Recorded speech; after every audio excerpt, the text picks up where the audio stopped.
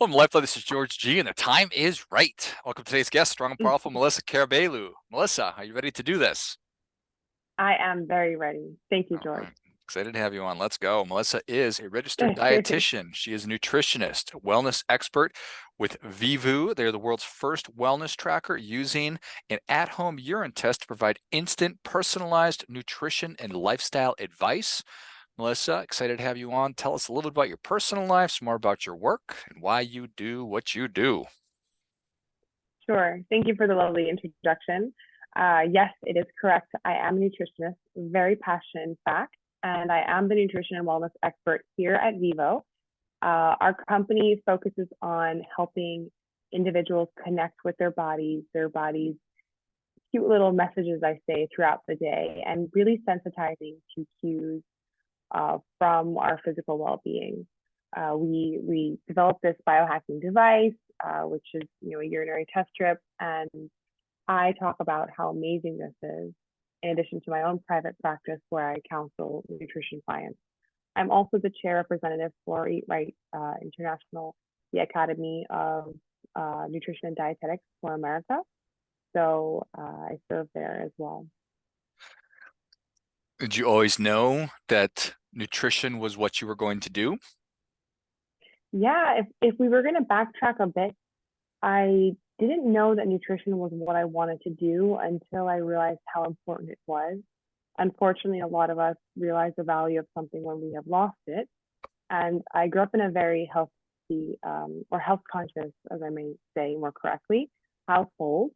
And when I traveled to different parts of the world and when I went to university in the United States of America, and I experienced the normal freshman 15 of weight gain, and I experienced side effects of food products that I was consuming, I started thinking, what's up? I was always an athlete, and I was studying psychology at the time, actually, psychology and brain sciences. And I was doing research at Johns Hopkins Medical Institution on children with behavioral disorders, namely ADHD and anger disruptive disorders. And I realized that they had a commonality in their diet and lifestyle. And from then, I became very passionate in helping these children. I've always known that my purpose in this world is to help the world in some and many different ways. And I found that through nutrition, I was able to really help a lot of individuals improve their lifestyle and therefore improve their levels of well-being and happiness. Well, I think that that is a wonderful story and it makes a ton of sense. I was just talking to somebody the other day and she had mentioned that Dr. Mark Hyman said that 93% of Americans are metabolically unhealthy.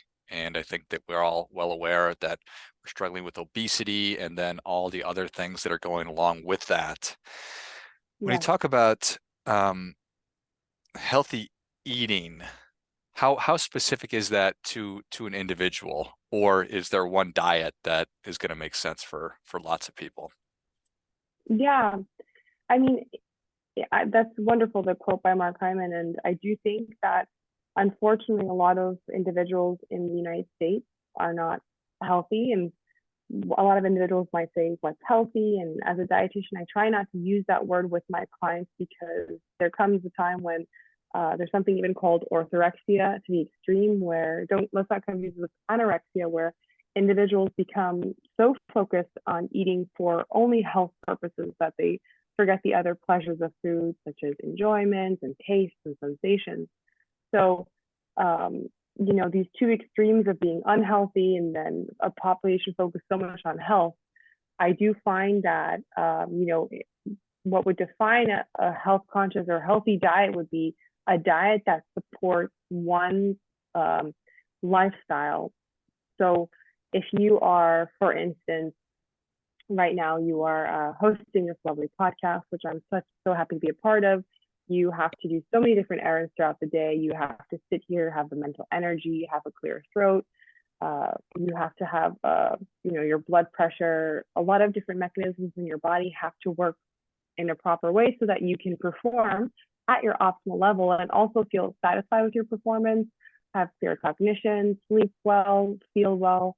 And a diet that would be, um, healthy for you would be different than a diet that would be healthy for a different person performing a different job with a completely different genetic makeup. So everyone's diet would vary greatly, and that's why we really are now in this 21st century focusing on how to customize and make our diet and lifestyle changes individualized. So, everyone's diet is different, everyone's body is different, everyone's sleeping pattern is different. We saw with COVID how much our lives have changed and how people work on different schedules. I travel and work all around the world. My diet's changed completely past the 5 years. So the word healthy for diet would vary on so many different factors that unfortunately there's not one answer for it. But I would say the answer would be that it would support the individual's lifestyle. I think that that's a great definition or way to think about it. And why wouldn't it be that way? I like different things than other people like, so why wouldn't my body want to, Yeah, consume different types of foods? And then enter technology. And now we have the ability yeah. to figure that out fairly easily. And I think that that's a big problem that you're working to solve with Vivoo. Yes, yes. As someone who was more into nature, I was for all of my 20s, I was a vegan yogi who refused to, look at phones for like 4 hours before I slept because of the blue light. I was very extreme in that way. Ironically, I was living in New York City, which is extremely technological and modern. But as you grow older, you realize that there are benefits to so many different parts of technology. And yes, it helps us connect, it helps us work remotely, it helps us function to make this podcast. It's helping our listeners listen right now to this podcast while they're driving, while they're working out, while they're cooking for their kids. But it also helps us connect with our body. And a lot of individuals say, well, I don't want to, connect something to my body. You don't really need to. What you can do is you can use things that your body naturally excretes, like sweat or tears or even skin cells, or in this case urine. And then we can use something that we use all the time, which is almost attached to our body, personally, my thought, our cell phone, to quickly snap a picture, and within 90 seconds it can read your body's results. So this is a new biohacking device. It's similar to other things that we're used to, like the Fitbit or the Oura Ring, in a way for you to kind of learn more about your body. Fascinating. And so just through urine in this example, it's telling me what? Yeah, it's so interesting because I think as individuals and someone who works in healthcare, I was so used to only thinking of blood as a way to measure, and blood is an excellent way, and we always encourage, our customers to always, use a multi-perspective approach. So of course, blood tests are amazing, but urine tests are really quick, and if you can't visit, a lab all the time, it's a great way to bring it to your home. So your body would always urinate what it doesn't need, just like it would excrete what it doesn't need from your food. And we can look at your urine to see if you're having enough, too much, too little magnesium, for instance, in your diet, which is really cool because we're constantly marketed that we should take magnesium. A lot of individuals are deficient in it, but some don't really need to. So it's a way to use something that we naturally excrete to understand how much of it we're having in our diet on a daily basis. Okay. So I I do I pee on the strip itself? Do I pee into a cup and dip the strip into it? How does it actually work? Yeah, yeah. So I think the way I could simply is like, for those who can't see us, I'm holding a strip in my hand, and you would open this right before you use it. We recommend not to use your first urine because your first urine is usually very concentrated unless you urinate a lot throughout the night. Usually when you wake up and you urinate, your first urine is very concentrated, and therefore it can be high in a lot of biomarkers that may throw off your results. So it can be your second up until your pretty much, last urine of the day, as long as it's consistent every day. You would urinate on the strip, and then you would wait for 90 seconds for it to dry. You would quickly snap a picture of it on our app. And what's really cool about our app is it really emphasizes how much individuality makes a difference in your diet, in your lifestyle, and how much of a nutrient you need. So for this reason, you would really, need to customize your app. For instance, on my app, it says, because I am, vegan slash pescatarian, I have the markers in it that show it. So it would not recommend me, for example, to eat beef if my magnesium is low.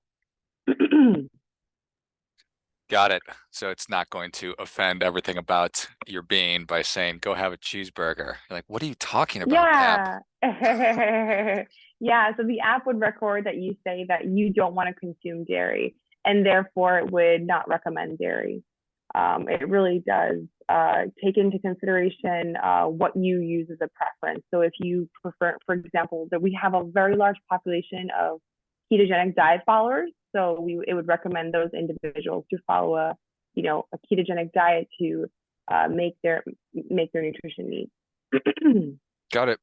All right. So it says, George, based on your preferences, you're on keto and you're short on magnesium.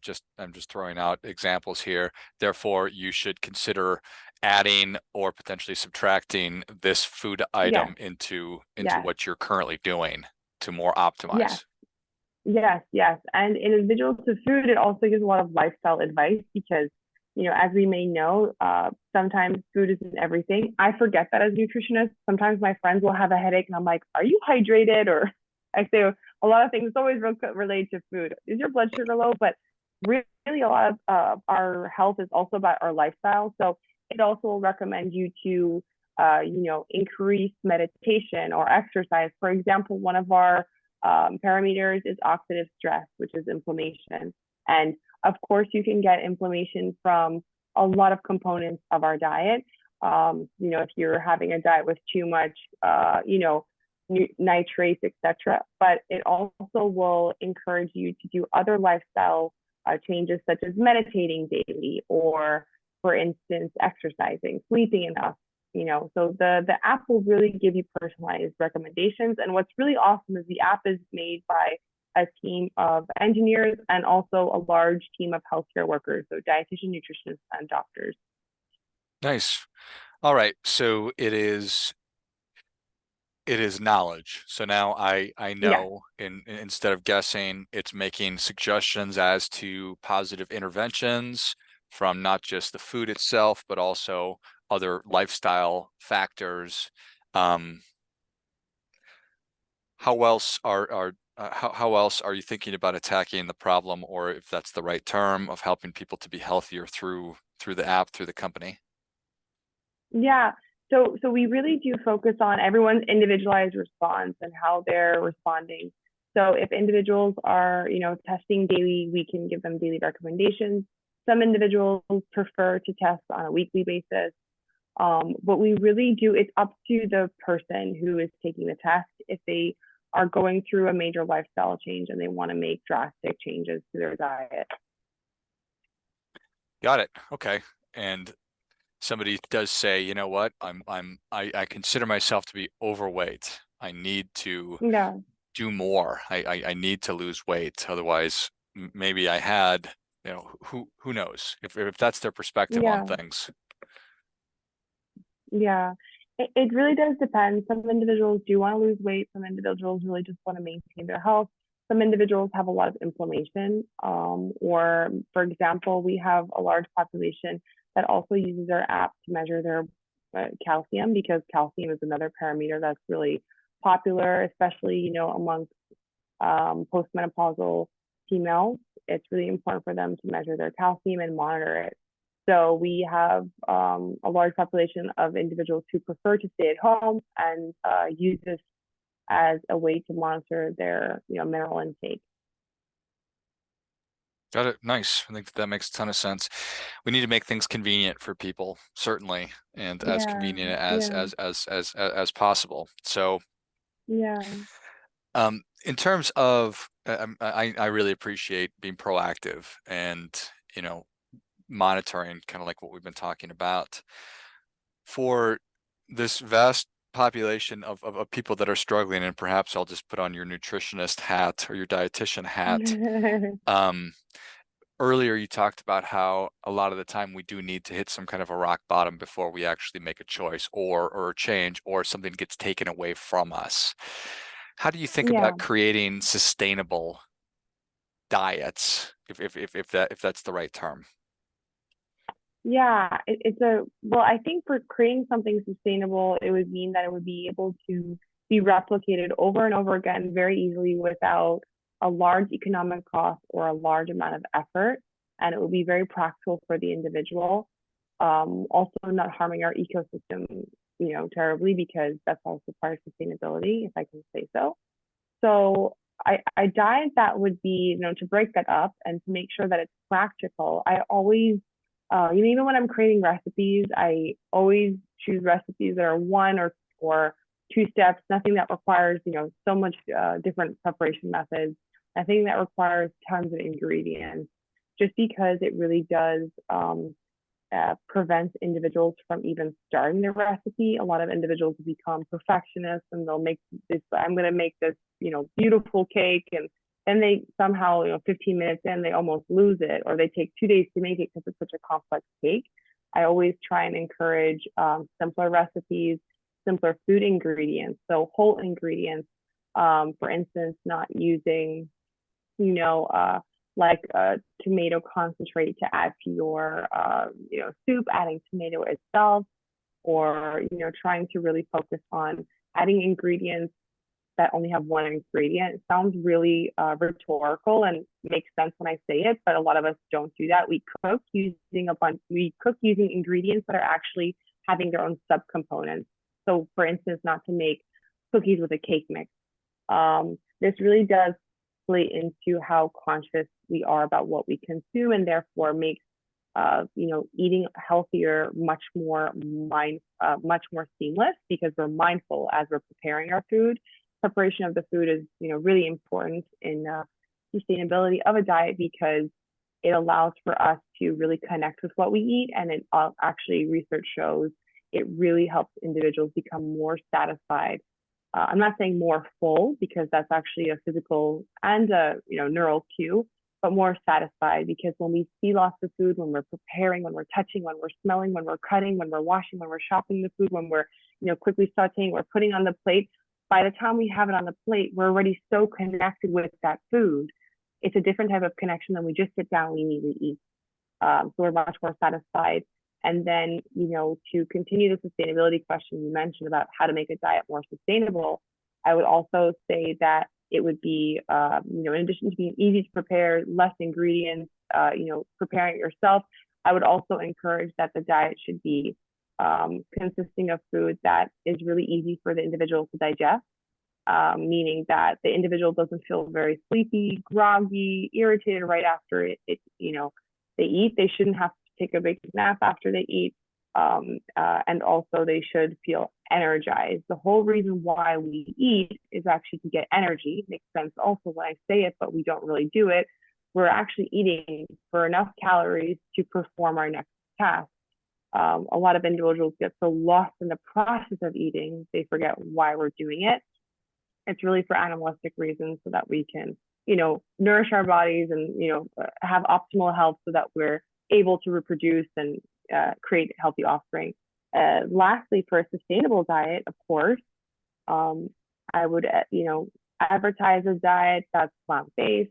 Doesn't have to be, something that's completely vegan or vegetarian or pescatarian. I don't think that's realistic for a large amount of people, and I don't encourage any type of restrictive eating. I was vegan for a long time, and now I have a diet that's full of a lot of different food. It was hard for me to do that because I did feel very guilty, but I realized my body had different needs than the person to the right of me. So a diet that's mainly plant-based, but at least 70 to 80% plant-based, is already so much better, and for our environment, for our ecosystem, for our bodies, for our soil, for our waterway. So that would be another factor of a sustainable diet. Excellent. Thank you. You're Melissa, thank you welcome. so much for coming on. Where can people learn You're more very about, welcome. where can they learn more about you, and how can they connect with Vivoo? Yeah, so thank you for having us. It's been a pleasure today. You can learn more about Vivoo by connecting us with us at our website. So Actually today for your viewers, viewers and listeners, we are going to offer a special promotional code, which is a generous amount of 30% off of your Vivoo subscription purchase. So if you were to go to vivoo.io, Vivoo's own website, you can use the code George30, so GEORGE30 at checkout to get 30% off for listening to LifeBlood podcast. And you can also connect with us on Instagram. We have a really good Instagram. It's Vivoo app, VIVOOAPP.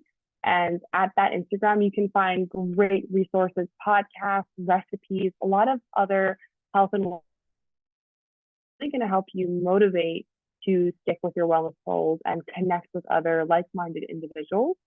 We also have a really active Facebook community page where all of our users say, hey, I'm taking this test, my salinity is really low. And then another individual says, maybe it's because you're consuming high amounts of coffee. You really help to connect with other individuals.